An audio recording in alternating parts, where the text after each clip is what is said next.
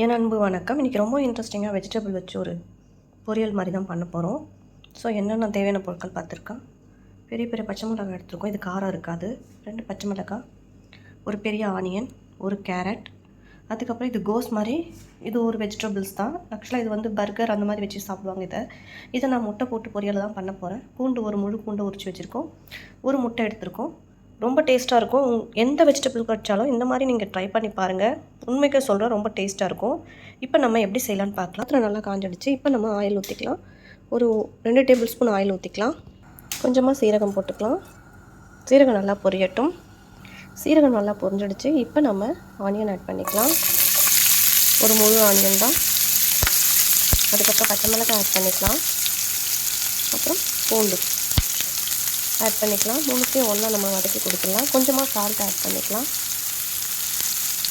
So add பண்ணி நல்லா mix பண்ணி கொடுத்துருங்க. வதங்கட்டும். கேரட் ஆட் பண்ணிக்கலாம். லாஸ்ட்டாக தான் நம்ம அந்த கோஸ் சேர்க்க போகிறோம். இப்போ நம்ம குக் பண்ணால் அது சீக்கிரமாக குக் ஆகிடும். அவ்வளோதான். எல்லாம் நல்லா வதங்கட்டும். இது நல்லா வேகட்டும். ஸோ இந்த மாதிரி குக் பண்ணி சாப்பிட்லாம். அப்படியே பச்சையோடவே சாப்பிட்லாம் நம்ம. ஏன்னா டெய்லி பச்சையோடு சாப்பிட்டு எனக்கே ஒரு மாதிரி வெறுப்பாச்சு. சரி, இந்த மாதிரி ட்ரை பண்ணி பார்க்கலாமேன்னு சொல்லிட்டு இப்போ நம்ம வச்சுருக்கேன் இந்த கோஸ் ஆட் பண்ணிக்கலாம். ரொம்ப குக்காக வேண்டாம், மீடியமாக குக் ஆனால் போதும். இப்போ நல்லா இது கொஞ்சம் வதங்கட்டும்.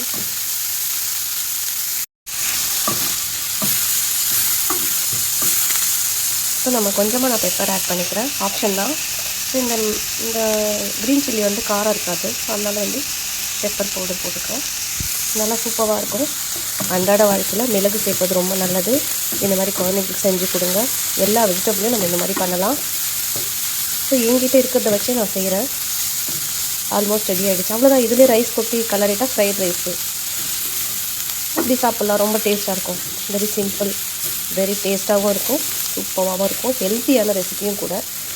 ஸோ இதை அப்படியே ரைஸாக கூட கலரி கொடுக்கலாம். இப்போ நான் பொரியலாக தான் சாப்பிட போகிறேன். முட்டை ஆட் பண்ணிக்கலாம். ஸோ எனக்கு மட்டும் தான் இது, அதனால் ஒரு முட்டை போதும். நல்லா மிக்ஸ் பண்ணி கொடுத்துருங்க. ஸோ என்னுடைய ஸ்டைலில் ரொம்ப சூப்பராக முட்டை போட்ட கேரட் அண்ட் ரோஸ் மாதிரி ஒரு வெஜிடபிள்ஸ் வச்சு நம்ம பொரியல் ரெடி பண்ணியிருக்கோம். சூப்பராக ரெடி ஆகிடுச்சு. இது என்ன, இதனுடைய பேர் என்ன சொல்லுவாங்கன்னு சொல்லிட்டு கமெண்ட் பாக்ஸில் கமெண்ட் பண்ணுங்கள்.